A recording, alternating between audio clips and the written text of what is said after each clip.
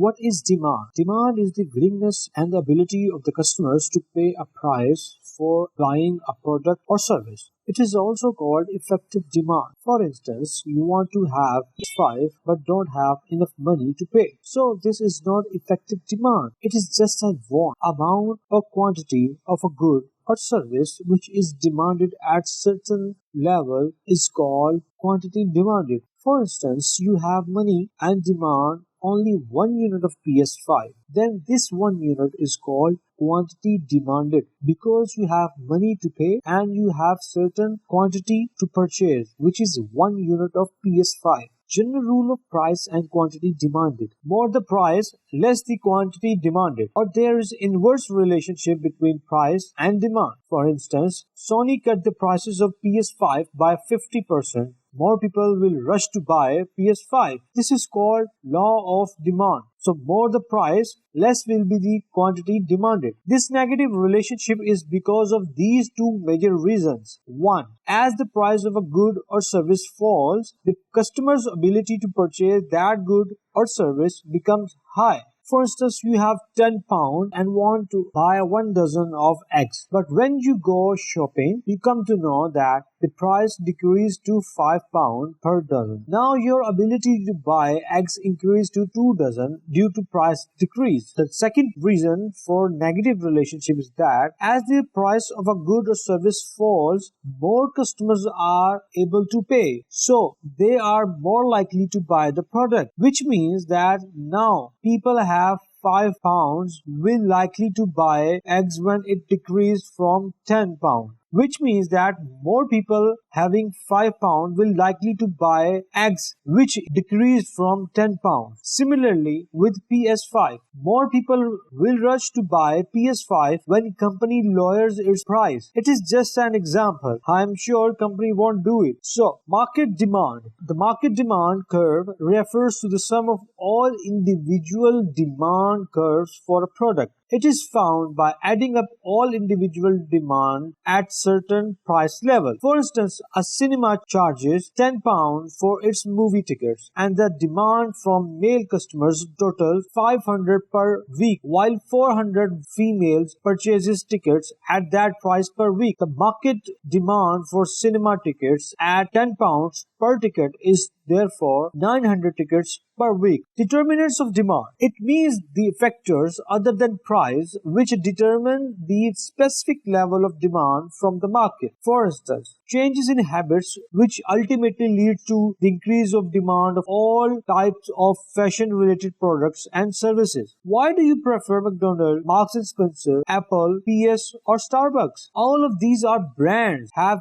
taste and fashion and trend, and people have habits associated with these products and they rush to demand these products without looking the price. Income. Higher income means that customers are able and willing to buy more products and services at a given price. For example, rich people will demand more fashion products than that of poor people. Similarly, the demand by Britons for luxury items is more than that of Vietnam or any third world country. Third point is substitutes and complements. Substitutes are goods or services that can be used instead of each other, such as Coca-Cola or Pepsi. If the price of a product falls, then it is likely that demand for the substitute will also fall. Complements are products that are jointly demanded, such as tennis balls and tennis rackets, or printer and papers. If the price of a product increases, then the demand for its complement is likely to fall. For instance, more the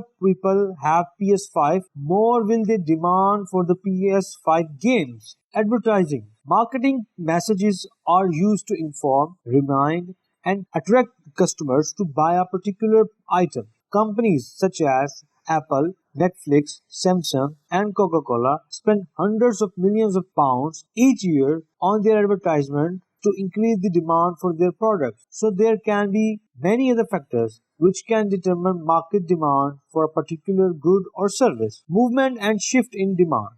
A change in the price of a product or service causes a movement along the demand curve. A price rise will cause a decrease in the quantity demanded of the product, whereas a reduction in price will cause an increase in the quantity demanded. For instance, you will buy more eggs when the price decreased from 10 pounds to 5 pounds. This is called expansion in quantity demanded. Contraction means when you reduce the quantity demanded from 2 dozens to 1 dozen when price increased from 5 pounds. Demand curve shifting. A movement along the demand curve is caused by price changes only. A change in all other non-price factors that affect demand, such as income or government taxes, will cause a shift in demand. An increase in demand is represented by a rightward shift of the quantity demand curve. For instance, you will buy only one PS5 at a time. So let's suppose only 5 friends of yours can easily afford it and buy it. But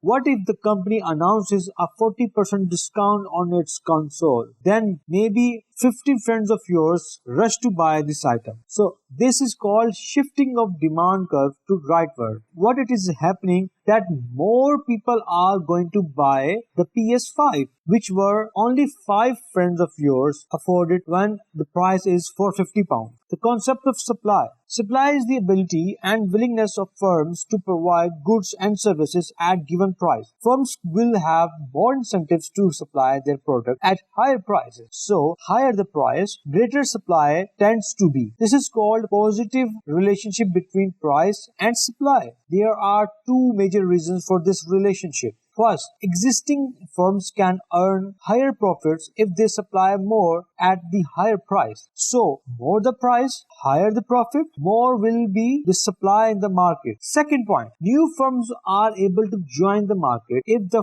higher price is set at the market. This increases the supply. For example, the supply of eggs increased to 15 pounds from 10 pounds. Then, shopkeepers will have more eggs to offer so that it can earn more profit by selling it. The market supply curve is the sum of all supply at each price level. Determinants of supply. Although price is regarded as the key determinant of the level of supply of a good or service, it is not the only factor that affects the quantity supplied. For example, cost of production. If the price of raw material and the cost of other factors of production fall, then there is an increase in supply at that price level as the cost of production falls. And we have studied the factors of production in chapter 1. So here, for instance, if a company's manufacturing cost of production reduced from 20 pounds to 15 pounds for making a football, then definitely company will manufacture more football and ultimately increases the supply in the market. Government taxes. Taxes imposed on the supply of a particular product add to the cost of production. So higher the taxes on a product reduces its supply in the market, because higher the taxes means higher the cost of production. Subsidies. Subsidies are a form of financial assistance from the government to help encourage output by reducing the cost of production. Subsidies are usually given to reduce the cost of supplying goods and services that are beneficial to society as a whole, such as education, healthcare facilities. Technological progress. Technological advancements such as automation, computers, and wireless internet mean that more products can be produced in a given time. And technological progress is also reducing the cost of production. This progress is the result of supplying more items in the market. Movement in supply. A change in the price of a product or service causes a movement along the supply curve. A price rise will cause an increase in the quantity supplied of a product, while a price fall will cause a decrease in the quantity supplied. Increase in supply is called expansion,